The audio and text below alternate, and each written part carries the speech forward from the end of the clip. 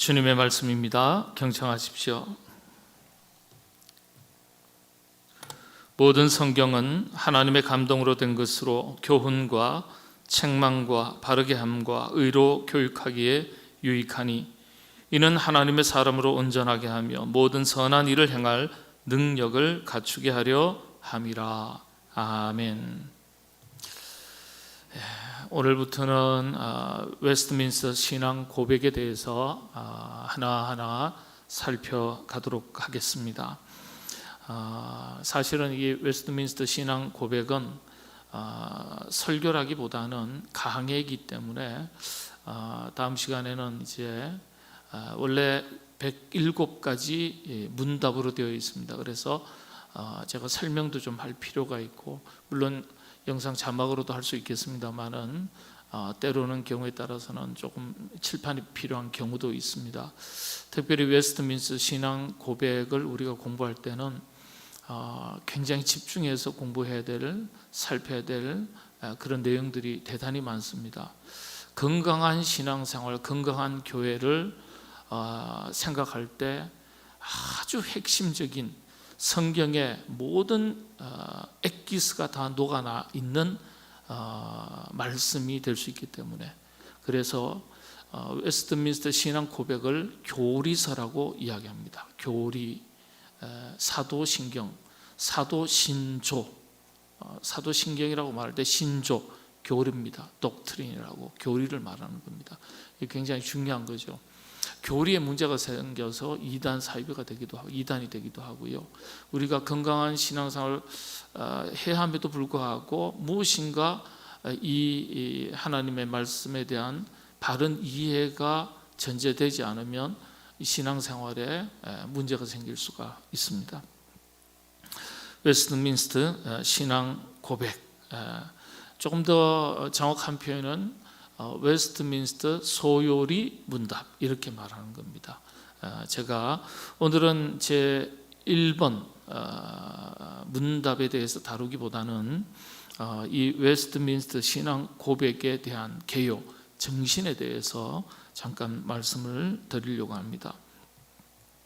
오늘 우리 디모데 후서 3장 16절 17절에도 보면 모든 성경은 이 하나님의 감동으로 된 것으로 교훈과 책망과 바르게 함과 의로 교육하기에 유익하니 하나님의 사람으로 우리를 온전하게 한다 그랬습니다. 온전하게 하고 선한 일을 행할 능력을 갖추게 한다. 온전하게 한다.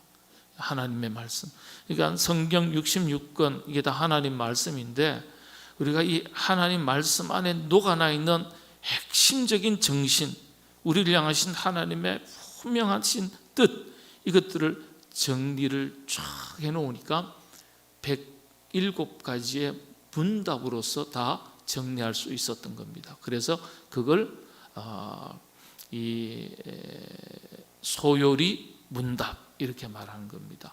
묻고 답하고 묻고 답하고, 그렇게 함으로써 성경에 녹아나 있는 우리를 향하신 하나님의 깊으신 뜻을 정리한 내용이 되는 겁니다. 이런 우리가 이 뭐라 그럴까요? 신앙 고백이라고 하죠. 일반적으로 우리 기독교에서는 우리가 이제 신앙 고백 그러면은 일반적으로 이 하나만 가지고 하죠. 어떤 거죠? 사도신경이죠. 사도들의 신앙 고백, 이걸 사도신경이라고 그러고, 옛날에는 사도신조라고 그랬습니다. 사도신조. 다시 말씀드리면 이 사도신경 안에 기독교의 핵심적인 뼈대가 되는 핵심 교리가 다 녹아나 있어요. 이게 12가지거든요. 어떤 것이든지 간에 이 안에 다 녹아나 있는 거예요. 그래서 사도신조라고 그랬습니다. 교리라고 했어요. 자, 그런데 우리는 사도신경만 있는 줄 알았는데, 사도신조, 사도신경만 있는 줄 알았는데, 신앙 고백만 있는 줄 알았는데 사실은 그렇지 않습니다. 하나님의 말씀을 당시에 이단으로부터 보호하기 위해서 일반 백성들에게 잘 가르치기 위해서 뭐라 그럴까요? 핵심을 잘 정리를 하려고 했던 시도들이 여러 번 있었어요. 그래서 그런 시도들을 통해 가지고 하나님의 말씀의 세계의 핵심을 잘 정리해 둔 내용들이 몇 개가 있었어요. 그걸 우리가 완전히 암송하고 외우기 때문에 고백으로 이야기하는 거죠. 우리는 이런 것을 믿습니다. 지금 우리가 사도신경, 사도들의 신앙 고백을 원래 원문을 보면은 우리는 이것을 믿습니다. 우리는 이것을 믿습니다. 우리는 이것을 믿습니다. Apostle Creed라 그래가지고 12가지에 대해서 우리는 이것을 믿습니다. 나는 이것을 믿습니다. 나는 이것을 믿습니다. 원문은 그렇게 되어 있어요. 그냥 매끄럽게 하기 위해서 우리가 여러분들 지금 신앙 고백 그냥 쭉 이렇게 했지만은 그런 문장은 없죠. 그런데 우리가 풀어서 그렇게 부드럽게 하기 위해서 그렇게 표현했을 뿐이고, 원문은 나는 무엇을 믿습니다. 나는 무엇을 믿습니다. 12가지 문장으로 딱 되어 있어요. 자, 이런 이 하나님의 말씀을 핵심을 정리한 이 신앙 고백 교리서가 핵심이 3가지가 있습니다. 이게 3대 공적 신조라고 이야기합니다. 공적 신경이라고도 하고요. 세계 3대 공적 신조. 첫 번째가 사도신경입니다. 사도신경. 3대 공적 신경이 사도신경. 그 다음에는 어떤 게 있을까요? 니케아 신조라고 말합니다. 그리고 아타나시우스 신조. 이렇게 3가지가 전 세계 기독교에서 하나님의 말씀을 핵심을 요약한, 그래서 공인된 신앙 고백, 공인된 3가지 신조 교리를 말합니다. 이게 3가지예요. 근데 우리 장로교에서는 어떤 걸 선택했냐? 사도신경을 많이 선택하고, 오늘날 대부분의 보편적 일반적인 개혁교회들은 다 사도신경을 채택을 했습니다. 사도신경을 채택하지 않은 개혁교회들도 있습니다. 사도신경, 그거 사도들이 12명의 제자들이 모여가지고 그렇게 고백했다는 증거가 어딨냐? 12명이 다 모여서 회의해서 하나님의 말씀을, 예수님의 말씀을 구약의 율법서를 다 가지고 요약을 싹 해서 정리했던 문서가 어디 있냐? 그런 문서는 없습니다. 12사도가 모여서 그런 회의를 했다는 것도 없습니다. 모인 적도 없고요. 그러나 부분 12사도들이 예수님을 직접 만나서 경험했고 또 처음 했던 또 들었던 말씀들을 다 모아놓고 신약 성경이 형성이 되죠. 그리고 나서는 속사도들이 12사도 이후에 또 사도들이 계속해서 등장합니다. 근데 이런 사도들이 복음을 들고 말씀을 전하면서 하나님 말씀을 전할 때 각각 다 다른 것 같지만은 성령님의 역사하심 속에서 하나님의 말씀을 선포할 때 공통된 부분들이 다 있는 거예요. 예를 들면은 여호와 하나님은 온 우주 만물의 창조주 하나님이시다. 이건 누구나 다 가르치는 거예요. 선포하는 거예요. 예수님은 하나님의 아들이시다. 이건 다 가르치는 거잖아요. 그러니까 이런 핵심들을 모아놔요. 나중에 이제 후세 속사도들이 정리를 하기 시작합니다. 그 속사도들이 정리했던 신앙 고백, 교리서가 바로 사도신경이에요. 사도신경이 지금 원본은 발견된 적이 없어요. 원본이 발견되면 정말 놀라운 사건이겠죠. 언젠가는 모르겠지만은 속사도들이 모여가지고 어느 정도 정리해서 그것을 초대교회에 가르쳤거든요. 분명히 초대교회에 가르쳤다라는 흔적들이 직접적인 증거는 없지만 간접적인 증언들이 기록에 남아 있습니다. 390년, 그리고 정확하게 연도가 404년입니다. 당시에 교회 지도자들이 왕에게 보낸 편지를 보니까 사도신경이라는 단어가, Apostle Creed라는 단어가 분명하게 기록되어 있어요. 사도들이 우리에게 가르쳐준 교리, 신조, 정리된 사도신경이 분명하게 있었던 것을 문서, 고대 교회 지도자가 왕에게 보낸 편지에 그런 문서가 있었다는 것이 기록에 남아 있습니다. 아마 여러 가지 우여곡절을 겪다 보니까 이런 문서를 분실했겠죠. 제가요 얼마 전에 우리 교회 지금까지 창립된 이후에 이 당회록과 재직회의록, 공동의회록, 회의록을 한꺼번에 다 모았어요. 순서대로 정리했어요. 그런데 72년도부터 있고요, 71년도 이전 거에 재직회, 공동회의록, 당회록은 없습니다. 없어요. 아무리 찾아도 없어요. 근데 분명히 있었단 말이에요.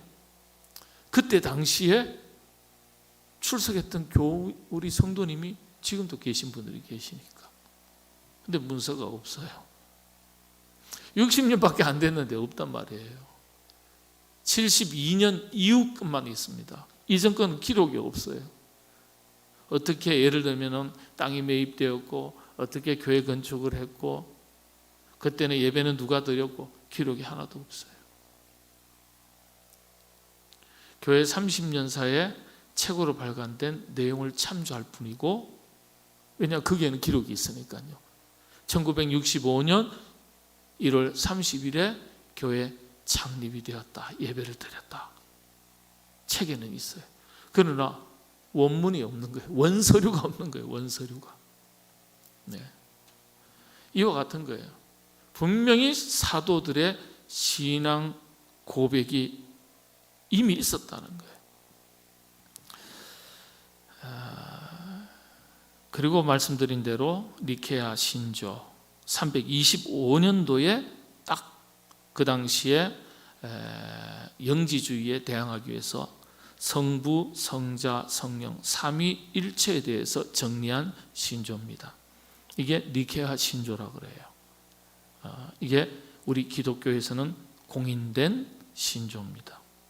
그리고 이제 아타나시우스 신조, 그 유명한 성 어거스틴 삼위일체에 대해서, 그리고 예수님이 누구신가 기독론에 대해서, 인성과 신성을 동시에 갖추신 분이시다, 참 신이요 참 인간이신 양성론, 좀 어렵지만은 이런 양성론에 대해서 또다시 정리할 필요가 있었던 거예요.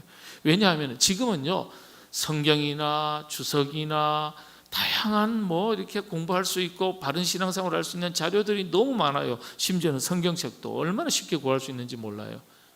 근데 그 당시에는 성경책 자체가 없었으니까요. 있어도 AD 70년에서 90년경에 신약 성경이 완성되거든요. 그런데 그 이후에는 이게 인쇄술이 아직도 발달하지 않았으니까 일반 성도들이 성경을 읽는다는 것은 불가능했습니다. 문맹률도 높고요.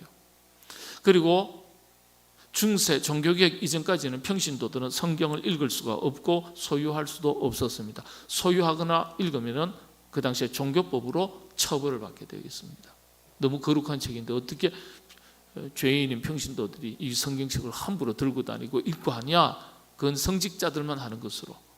무려 1500년 동안 사도들에 의해서, 성직자들에 의해서 가르쳐준, 선포되고 가르치는 말씀에만 의존했지 성경 자체를 가질 수는 없었습니다. 그러다 보니까 이제 구전이 되다 보니까 이 자꾸 이상한 이단들, 사설들, 거짓 교사들이 등장하니까 그래서 정리를 하게 된 것이죠. 그래서 아타나시우스 신조, 평신도들은 처음 듣는 그 신조일 겁니다. 그러나 기독교계에서는 공식적으로 인정하는 공적 3대 신조입니다. 교리서입니다. 그래서 사도신경, 그 다음에 니케아 신조, 그 다음에 아타나시우스 신조, 이렇게 되어 있습니다. 이 외에도 많은 시도들이 다 있었어요. 종교개혁, 신앙고백, 요리문답. 그러니까 처음에는 신조들이 이렇게 쭉 정리가 되었지만은 평신도들에게 조금이라도 잘 설명하기 위해서 이제 문답 형식으로 정리할 필요가 있었습니다. 그래서 나라마다, 지역마다, 대륙마다 그런 시도들이 있었어요. 그래서 벨기에 신앙 고백이 있어요. 네덜란드 신앙 고백이라고도 말합니다. 하이델베르크 요리문답. 이게 이제 또 3대 요리문답 중에 하나가 하이델베르크 요리문답. 우리 개혁교회에서는 뭐 중요하게 여기지만 채택은 안 했습니다. 도르트 신경, 신조, 웨스트민스터 신앙 고백서, 웨스트민스터 대요리문답, 웨스트민스터 소요리문답. 결국은 웨스트민스터라는 것은 같은 맥락이에요. 처음에는 쭉 설명한 것이고, 설명한 것을 질문으로 딱 옮길 때는 이게 너무 많으니까요 35장으로 정리했는데 그래도 양이 너무 많아요. 그래서 다시 대요리문답이죠. 대요리문답을 가지고 다시 또 짧게 정리한 게 소요리문답입니다.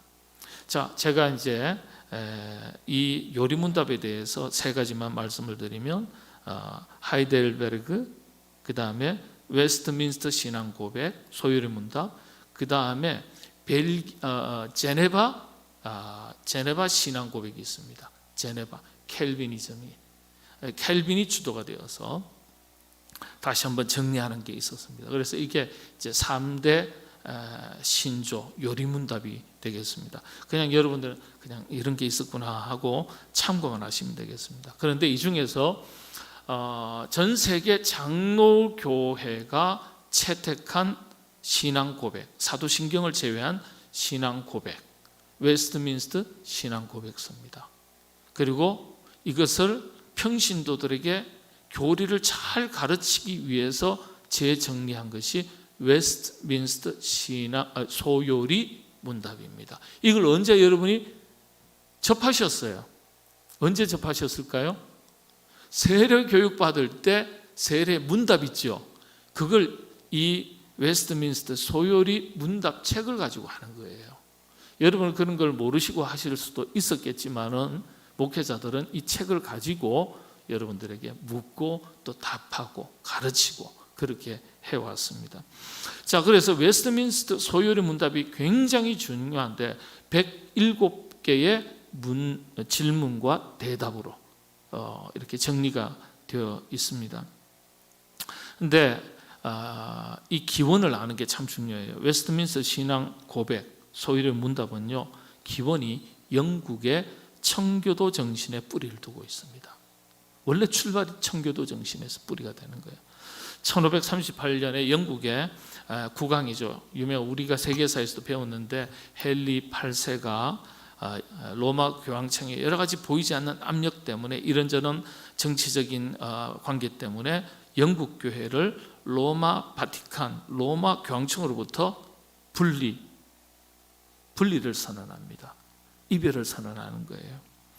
그래서 만들어진 교회가 어떤 교회입니까? 잘 모르세요? 성공회입니다. 성공회가 바로 그런 거예요. 자, 그래서 영국 국교회를 성공회라고 말합니다. 그런데 로마 교황청에서 분리는 되었지만은 거의 뭐 예배의 예전이라든지 형식이라든지 절차라든지 뭐 여러 가지 로마 카톨릭의 그 관습을 다 따르고 있어요. 제도를 많이 따르고 있어요. 그래서 때로는요 헷갈리는 거예요. 어떤 경우에는 여왕이 됐는데 이후에 헨리 8세 이후에 여왕이 등장했는데 메리라는 영국 여왕이 이제 등장했는데 다시 로마 카톨릭으로 돌아가면 좋겠는데 그렇게 시도를 또 하는 거예요. 그래서 많은 그때 당시에 종교 개혁자들이 영국 국교회, 그러니까 성공회가 로마 교회로부터 분리되는 것을 보면서 그 당시에 로마 카톨릭이 굉장히 부패하고 잘못된 것이 많고 하나님의 말씀을 왜곡시킨 것이 많아서 그래서 영국 국교회가 분리되기도 했어요. 정치적인 이유도 있지만은 그런 것들을 보면서 이미 그때 당시에 종교개혁의 어떤 정신들이 막 싹이 자라고 있었던 거예요. 로마 교회, 로마 카톨릭으로 돌아갈 수가 없는 거예요. 그런데 여전히 로마 카톨릭 전통을 따르는 영국 국교의 성도들이 많은 거예요. 지도자들이 많은 거예요. 개혁교회 정신을 제대로 배운 게 없으니까. 그래서 안 되겠다 해서 종교개혁자들이 정리를 하기 시작하는 겁니다. 근데 그 전에 그런 시도를 하려는 이 개혁 정신을 지키려고 하고 교회를 개혁하려고 시도를 하니까요, 영국 국교의 국왕이나 지도자들이 가만히 보니까 좀 미운 거예요. 그래서 저 사람들 맨날 교회 개혁 이렇게 외치네, 아니면 정화해야 된다, 교회를 새롭게 해야 된다, 자꾸 그렇게 이야기하는 거예요. 그래서 그 사람들을 가르쳐 뭐라고 불렀을까요? 영국 국교회 성공회가. 자꾸 로마 교회를 따르려고 하니까, 다시 되돌아가려고 하니까 이 개혁의 정신을 가지고 있었던 또 교회 지도자들도 있었고 종교개혁자들도 있었고 이렇잖아요. 이런 분들이 있었는데 성공회에서 저 사람 purify, 그게 이 정화하다, 새롭게 하다, 개혁하다 이런 뜻이거든요. 그러니까 좀 놀리고 경멸하는 뜻으로 저거 맨날 정화나 외치는 사람, 개혁을 외치는 사람, 그래서 뭐라고 별명을 붙였을까요? purify가 정화하다, 새롭게 하다, 또 개혁하다 이런 뜻이니까 퓨리탄 그렇게 붙인 거예요. 여러분들 종교개혁 청교도를 뭐라 그러죠? 퓨리탄이라 그래요. 퓨리탄. 예. 그래서 자꾸 이제 그 이후에 이제 국왕이 제임스 1세, 뭐 찰스 1세 이런 사람들이요 등장해가지고는요 막 이 퓨리탄들을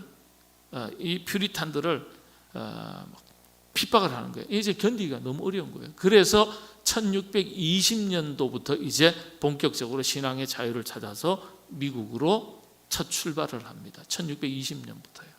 그렇게 옮겨갑니다. 기독교, 청교도적 기독교 국가, 복음의 순수한 정신을 가지고 나라를 다시 세워야 되겠다.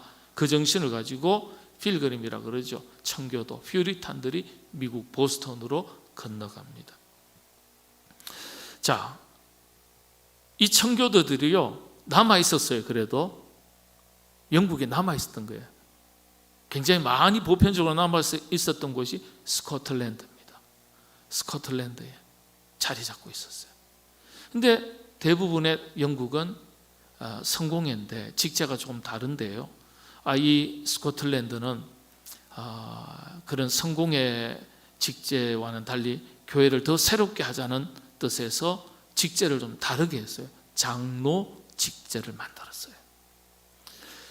장로 직제를 만들어 가지고 교회를 다시금 건강하게 세워나가야 되겠다.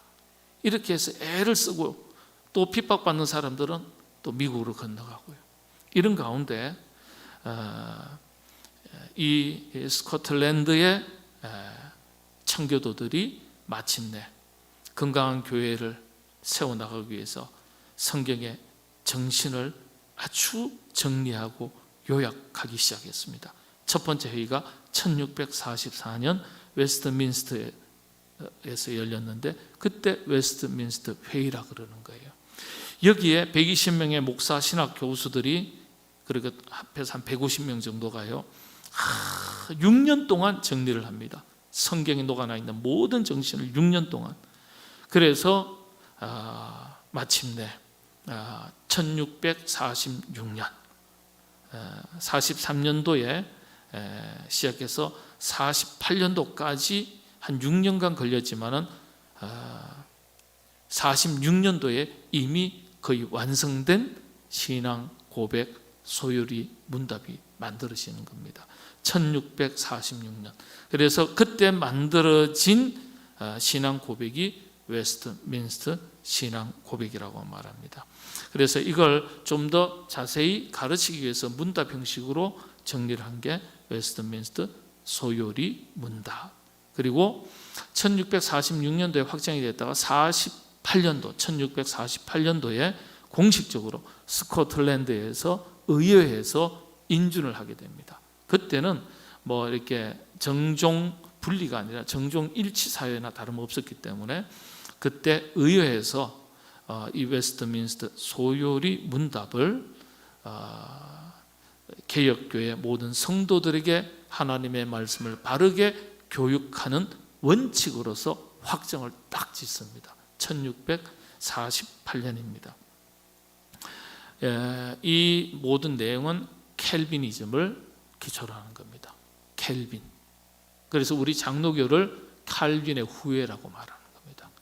칼빈의 후예로서 하나님의 말씀을 깊이 있게 정확하게 들여다보려면 웨스트민스터 신앙 고백, 소유리 문답을 공부하면 뭐 더 할 것 없습니다. 이것만 하면 되십니다. 네. 이렇게 시작이 됐는데 우리 한국에는 1907년도에 들어오게 됩니다. 그 이전에 들어와서 1907년도에 총회를 해서 이거는 우리 장로교의 뿌리다 이렇게 공인을 하게 됩니다. 그리고 나서 한국말로 번역을 해서 1922년부터 한국 장로교회의 헌법에 기록이 됩니다. 그리고 나서 지금까지 사용되어져 오고 있습니다. 말씀드린 대로 107개의 질문과 답으로 구성이 되어 있고 1부와 2부로 나눠져 있는데 1번 질문으로부터 38번 질문까지는 1부, 39번 질문부터 107번 질문까지는 2부 이렇게 나눠져 있습니다. 여기에는 모든 게 다 나와 있습니다. 교회에 대해서, 하나님에 대해서, 삼위일체에 대해서, 성령님에 대해서, 종말에 대해서, 예언에 대해서, 사탄에 대해서 모든 게 다 나와 있습니다. 그러니까 하나라도 빠짐없이 다 들여다볼 수 있는 완벽하다 그러면 좀 이상할 수 있겠습니다만 지금까지 정리된 것으로서는 가장 완전하고 완벽한 교리서입니다. 그래서 일반적으로 신학을 공부할 때는요, 이게 굉장히 어려운데 평신도들이 이해할 수 있을 질문과 답으로 정리를 했습니다. 그것도 그래도 조금 어렵긴 한데요, 설명을 곁들이면 공부할 수 있습니다. 다음부터는 이제 제 1번 질문을 가지고 말씀을 살피겠습니다만은 마지막으로 말씀을 정리하는데 우리가 신앙생활을 잘하기 위해서 필요한 것이 세 가지입니다. 첫 번째가 여러분들 로마서 10장 17절의 말씀인데요. 한번 같이 읽겠습니다. 그러므로 믿음은 들음에서 나며 들음은 그리스도의 말씀으로 말미암았느니라. 하나님의 말씀을 잘 듣는 것이 필요합니다. 하나님의 말씀을 잘 듣는 것. 믿음은 들음에서 난다고 했으니까요. 소요리 문답을 공부하는 것은 결국은 하나님의 말씀을 잘 듣는 거예요. 잘 듣는 거예요. 그 다음에 잘 듣는 것이 경청이 필요하고 두 번째는요, 배우고 깨닫는 게 필요합니다. 두 번째는요, 공부를 하셔야 돼요. 공부를 하셔야 돼요. 듣기만 들어서는 안 돼요. 듣는 것이 중요합니다. 예배 때 설교 듣는 것 참 중요합니다. 있는 말씀 그대로 선포되는 말씀을 잘 듣는 게 중요합니다. 그런데 받은 말씀을 가지고 이 말씀이 진짜 그러한가, 이 말씀의 깊으신 뜻이 무엇인가 상고한다 그랬잖아요. 서로 깊이 살핀다. 베레아 교인들이 하나님의 말씀을 늘 기쁨으로 서로 상고했다 그랬어요. 깊이 들여다봤다 그랬어요. 공부했다는 뜻입니다. 고린도전서 13장 11절 말씀 같이 읽겠습니다. 내가 어렸을 때는 말하는 것이 어린아이와 같고 깨닫는 것이 어린아이와 같고 생각하는 것이 어린아이와 같다가 장성한 사람이 되어서는 어린아이의 일을 버렸노라. 어린아이가 어른으로 성장하는 과정 속에서 자신이 경험하고 배우는 것들을, 접하는 것들을, 다양한 지식을 어떻게 합니까? 하나 둘씩 깨우쳐가는 과정이 있으면서 성장하는 거예요. 영적 성장과 성숙은요, 배우고 깨닫는 과정이 필요한 거예요. 영적 성장과 성숙은 이 단계에서 이루어지는 겁니다. 그래서 소요리 문답을 공부하는 이유가 그런 거예요. 우리의 영적 성장과 성숙을 위하여서 그런 거예요. 여러분 예배만 드리고 와서 돌아간다고요? 영적 성장이 잘 이루어지나요? 깊이가 더해져 가나요? 그렇지는 않습니다. 사실은 하나님의 말씀을 깊이 있게 들여다보는 과정이 꼭 필요한 거예요. 마지막으로 세 번째가 신앙생활을 잘하기 위해서 필요한 것이 세 가지인데, 세 번째가 배운 것을 실천해서 열매 있는 삶을 살아야 되죠. 야고보서 2장 17절 26절의 말씀입니다. 이와 같이 행함이 없는 믿음은 그 자체가 죽은 것이라. 26절 같이 읽겠습니다. 영혼이 없는 몸이 죽은 것 같이 행함이 없는 믿음은 죽은 것이니라. 그렇습니다. 우리가 말씀을 잘 듣고 또 그 말씀을 깊이 있게 들여다보고 배우고 깨닫고 그리고 깨달은 바를 실천하는 것, 이런 과정이 우리가 신앙생활을 잘 해야 할 때 꼭 필요한 과정입니다. 여러분들 이런 과정을 거친다 생각하시고 우리 웨스트민스터 소요리 문답 열심히, 여러분 앞으로 얼마나 걸릴지 모르겠지만은 107가지 질문이니까 107주쯤 걸린다 생각하시고 한 2년 이상 걸리겠죠. 그렇게 생각하시고 여러분 참여하시기 바랍니다. 딱딱한 지식의 공부가 아니에요. 하나님의 말씀의 세계에는 말씀 우리 안에 다 녹아 들어오면 그 말씀 속에 하나님의 음성이 달려 있고 뜻이 담겨져 있고 그 뜻 가운데 은혜가 주어지는 것 아니겠습니까? 그런 은혜가 넘치시는 여러분 되시기를 바랍니다.